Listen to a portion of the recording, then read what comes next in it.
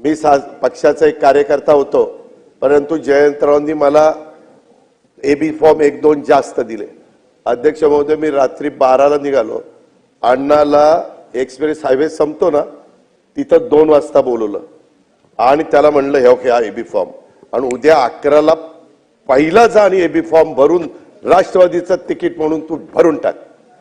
अण्णा म्हणलं असं, अहो ते जाहीर तर शिलवंतला झालं, तुला काय करायचं बाकीचा, तो फॉर्म भर. फॉर्म भरायला लावला. तो 2 वाजता का 2:30 वाजता माझी वाट बघत होता तिथं. मी गुपचूप त्याच्याकडे फॉर्म दिला.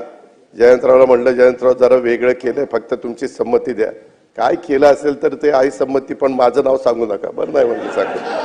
त्याच्यामध्ये त्या पद्धतीनं अध्यक्ष महोदय त्याला उमेदवारी दिली. ती सुलक्षणा गेली 11:15ला. ते म्हणले राष्ट्रवादीचा फॉर्म आला. तुझा कसा राष्ट्रवादीचा फॉर्म?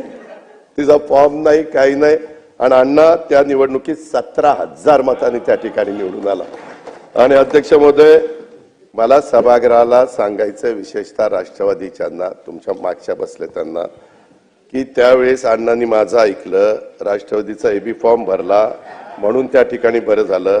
त्यावेळेस आमदार, आज विधानसभेचा अध्यक्ष तो होतोय. राजकारणात माझं ऐकलं तर कुणाचं किती भलं होतं ते बघा.